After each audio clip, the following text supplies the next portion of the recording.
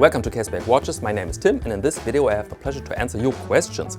The questions you put under the video 3 weeks ago. And as a little extra for this video, I brought a watch. This is the Maen Skymaster Classic Chronograph from Sweden. And I will show you this watch in the light box in the middle of the video, I think. So there we have some interesting segments here. But now let's start with the first question. Comes from Oliver Berger. German pronunciation, or Oliver Burger, I don't know, sorry. Hi Tim, how did you come to YouTubing watches? How about your profession? Like your content a lot, keep going and take care. Yes, thanks, take care too, rough times here. Regarding your question, how did you come to YouTubing watches? I was a journalist, or I am a journalist for print, mostly for print, now a little bit for video as well. The reason is YouTube, of course, and I thought 3 years ago, I need something new. I need something new to learn, something really difficult, something which brings me a step forward to learn new things. And then I was really into watches and I thought, okay, let's blog watches. And then I thought, what's more difficult than blogging watches? And this is, of course, videos about watches. And then I thought, what's even more difficult? And then I decided make everything in English. And so this was challenging because my English wasn't really in existence. It was, as we call it, school English. You cannot do really something with that. And so I have to improve myself a little bit. I had to attend classes again. Wasn't so much fun, but worked in a way. In the first year of Caseback Watches, I learned so much, like in the 5 years before that. And so that's the answer here. Next question comes from Tim Phelps. If a German watchmaker such as Nomos, Glashütte Original, Lange, etc. offered you one of the following jobs, which one would you choose and why? A. Work in digital marketing, internet videos, Instagram, etc. B. Work in watch design, case materials, size, die, layout, colors, etc. C. Work as a watchmaker, assuming they would train you. D. None of the above, keep doing what I'm currently doing. First part of the question, I would continue with my work here. It's more fun, I think. And I've noted that you said working as a watchmaker, assuming they would train you, but you said only watch design, case materials without that training. I think it's a very interesting part, designing a watch, but you also need a fair amount of training to do this right. And what's your favorite watch company? Oh, I cannot say this.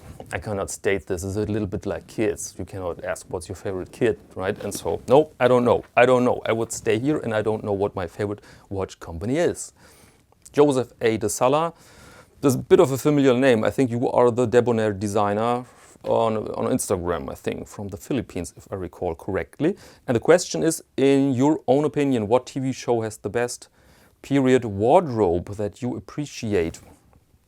I think people expect that I say Boardwalk Empire, but in fact it's Mad Men. Because Boardwalk is a bit over the top. If you study images from the 20s, then you see, yeah, they wear peacocks back then, but it's a bit exaggerated. And Mad Men, I feel it's pretty precise, and it's not exactly my style with those narrow lapels, but it's well done, I think. And you have some really great key pieces there, like Don Draper's odd jackets. And you have this evil character, this Lucky Strike executive, and he wears there a coat with a fur collar, very cool. And this was kind of a role model for my own fur collar evil villain coat, I like to call it, yeah. Next question comes from Oscar Gustavo Arcos Ruiz, familiar name. Do you have any personal opinion about Gucci watches? Quick answer, no, I've never seen a Gucci watch. Don't know what to tell you about Gucci, so sorry. Let's go to your next question. Do you have any favorite of all the micro brands that you have reviewed so far? I think it's Maen watches right now. But this can change pretty quickly because I'm really learning. There are so many micro brands and so many interesting products. Somebody wrote in a comment that a micro brand is just a guy with a hobby. And you know what? I think this is good. This is in a way good. I like that thought. Because when it's your hobby, you can invest everything you want beyond a proper and sincere calculation. You can invest everything you have in a watch. And this is a nice aspect of a hobby. So right now, Maen watches is really my favorite micro brand. I enjoyed the Hudson immensely. I wore it 1 week. This is on the wrist now, 2 weeks, I think. Tomorrow the courier will pick it up. But yeah, it's just a cool brand. Absolutely. Maddie, familiar name. Maddie wants to know, what would a Tim designed watch look like and what features would it have? These questions, people ask me this from time to time, and I have deep respect. I think this is really a brutal task to design a good watch. Same thing I answered here to Tim Phelps' question. You need a training for this, and I have no training for that. So I need more time. And it would include a GMT function, because I really like the impression or the notion that time basically is connected to stars, to planets, to regions. I mean, we have time zones, to distances. And so this is a really nice aspect, and I would display this aspect with a good, nice looking, well integrated GMT function. The next question comes from Daryl Clark. Symmetry versus asymmetry in watch design, where do you fall? Personally, I find an asymmetric dial that is done well far more interesting than a symmetric one. Granted, it's harder to do well. Yeah, and you know what? It makes some sense, I think, because everything on us is asymmetrical. If you see beautiful faces, they are slightly asymmetrical. If you see our hands, our wrists, our muscles, everything is asymmetrical on our body. And now you can say, well, but the watch is not part of our body. A watch is a cold, mechanical tool. But we don't treat them that way, right? And so, yeah, it makes sense. Okay, and now let's have a break. Let's go in the light box. Let's check out the Maen Skymaster Panda version with the black subdials. Let's go over the measurements quickly. The case diameter here is 38 millimeters. The length overall is 47, so this distance here. Lug width is convenient 20, and height is 12.9, so let's say 13 millimeters in height. There you are. You can see a relatively simple case with brushed surfaces here. And this here is high polished. There are some little scratches here, by the way, because this is a heavily tested watch. This does not represent the state of a brand new watch, of course. The crystal is a plexi, so there we have some vintage vibes in it. Overall, the piece is vintage, inspired by an airplane, DC-4 Skymaster, which flew from the Netherlands to New York in the 50s, I believe. I think this was in the 50s. And the watch comes with a GMT bezel, as you can see here. We will talk about that a little longer.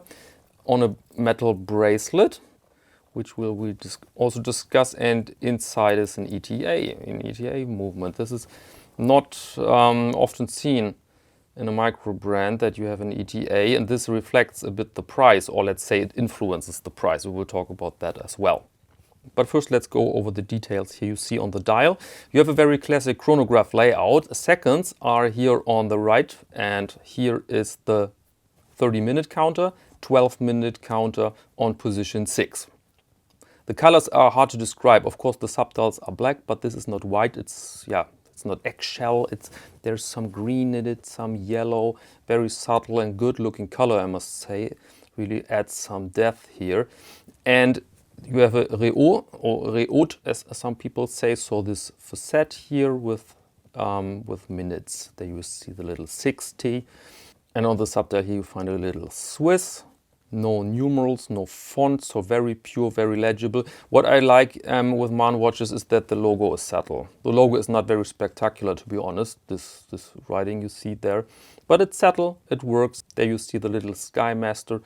And so there is only little distraction. And I love here all those details. For example, you have here the little hands are exactly in the dial color. And this is somewhat special. You find products from really big Swiss brands where they just use the basic white little hands, and then you have a little bit of contrast there, which is sometimes not so pleasant to look at.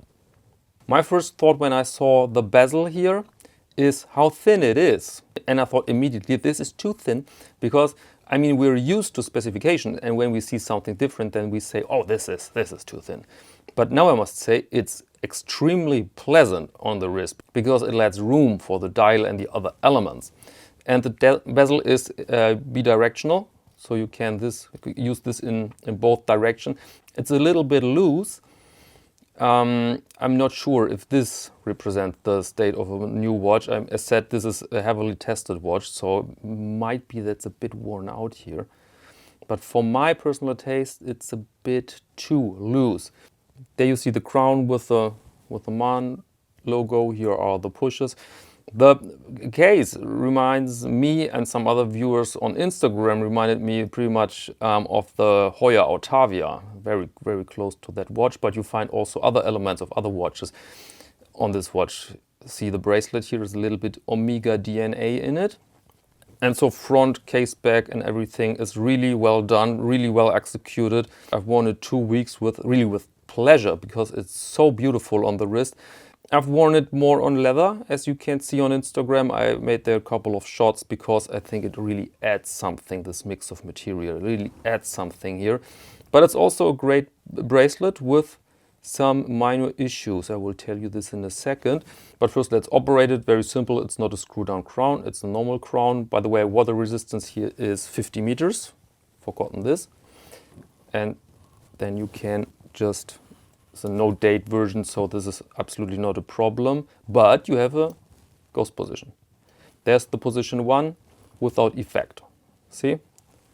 And if you go to position 2, then you can set the time, feels extremely precise. And the chronograph works like basically every chronograph. First pusher starts it, and you have to use some force here, by the way. This ETA movement here is really, it's not extremely buttery when it comes to the chronograph.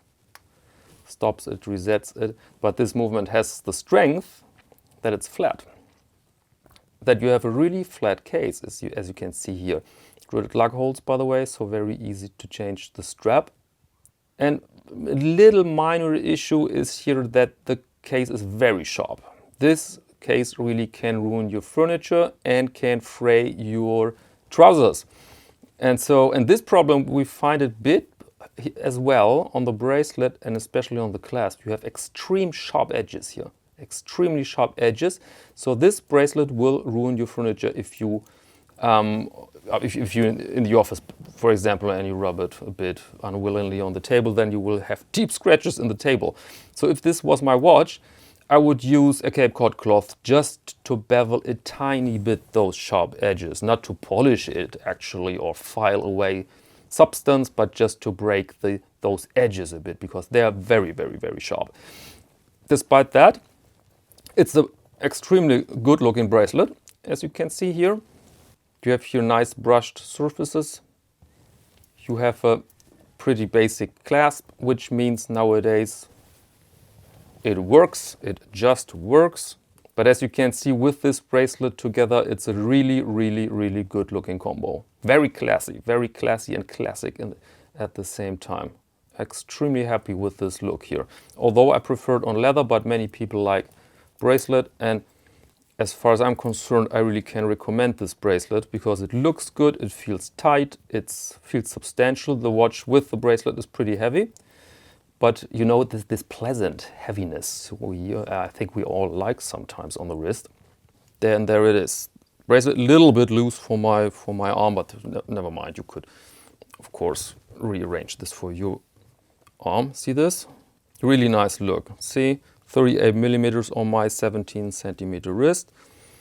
I really enjoy this, and it's extremely versatile, this watch. You can wear it as said on leather, on various types of leather straps. You can wear it together with the suit or on casual, together with a casual attire, and so really, really great piece. And availability and price, we had a little debate about the availability. It wasn't 100% clear the day. And so all I can tell you, the next batch here is closing in.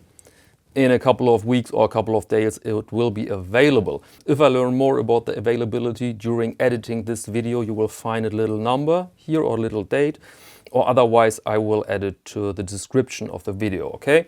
The regular retail price here is 950 euros. This is rather high for a micro brand. It's, what is it in US dollars, about 1,100 US dollars, I think. But there you have the ETA. This is the thing with ETAs. They are great movements. I mean, it's a very flat watch with a chronograph, very well-made movements, but they have their price.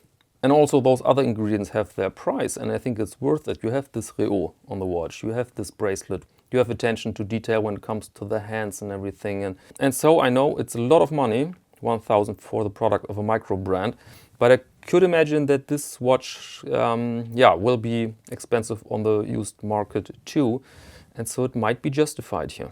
By the way, I have one question for you. This would be very kind if somebody could answer this. There are micro brands that state that it's impossible for a small manufacturer to buy ETA movements. That ETA just says we're doing business only with big companies. And then you find an ETA here in this micro brand watch. So I'm a little bit confused. What's the truth, or is it just the price?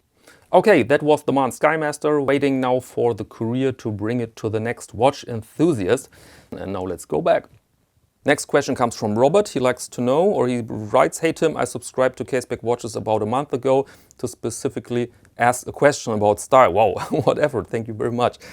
In a video from a year ago, someone asked you about wearing pocket watches, and you said you don't wear them because they are gateway accoutrements. What's this for word? Wow, accoutrements leading to costume. Can you elaborate a little about the differences between style and costume?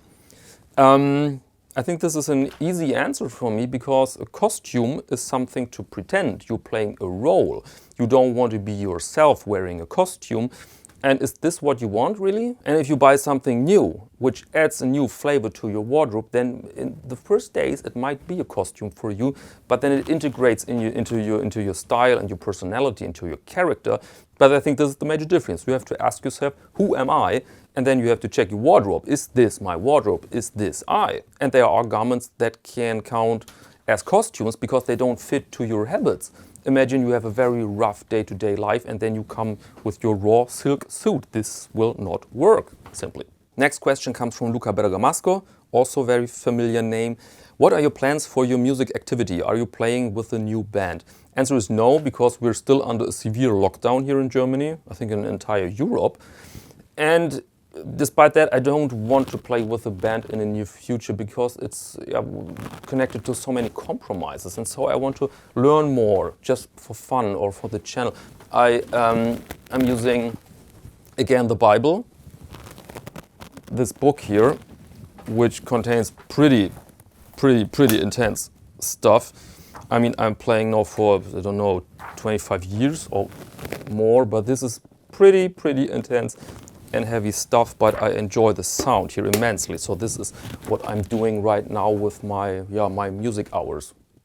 Next question comes from Vintage Digital Watches. Hi Tim, is it worth paying extra for a watch that has been serviced as opposed to one that hasn't been? I'm looking at two chronos, Valjoux 7750, and the serviced one is €250 more. Cosmetic condition is similar. They are vintage pieces, Yima 10. And here comes an answer from Michael Bedford under that comment, and he writes basically, be careful, ask for the receipt, because people sell you everything as a full service. And I agree 100%. You need the bloody receipt. You need a proof that this thing is serviced, because I've seen this numerous times that somebody sells you a watch, serviced, you bring it to the watchmaker, and the watchmaker finds old oil and dirt in the movement, so it wasn't serviced. And Michael Bedford here adds that €250 is too little money for full service of a Valjoux 7750. This depends a bit on the region. Here in Germany, I think you can buy a service for $350 for a Valjoux. So $250 here is too little money. But if you have other regions, or you have an honest watchmaker and the watchmaker sees the watch was serviced, let's say 5 years ago, there's not much work to do. He has to disassemble everything, renew the lubrication, assemble everything, and then you have a bill of €250, and maybe this is then a legit bill, really. And if you ask for the receipt, by the way, you will be surprised how often people make then excuses. The dog ate my receipt. Okay, last question comes from Steve Fox, and he likes to know, do you play any other instruments? Tricky one for you. Guitars or watches? Well, this is a question. Guitars or watches, if you had to decide. I will not answer this for political reasons, because if I said now watches, then nobody would believe me. And when I said I would pick the guitar, then everybody would ask, why do you have a watch channel and not a guitar channel? But I think the simple answer is I love both, and I will not make this decision. Okay, those were your questions. I hope you find my answers satisfying. If not, then leave a comment, then I try to clarify. And now I'm waiting for the courier to let this watch go. I'm a bit bit pissed, I must say, a bit annoyed, should say, a bit annoyed, but yeah, that's life, right? And there are many more interesting watches in the mail, so I think we have a nice program for the following weeks here. And if you want to have sneak previews, then as always, join me on Instagram. There you see sometimes the watches I present then later here on the channel. And now let me thank you very much for your attention, and maybe until next time.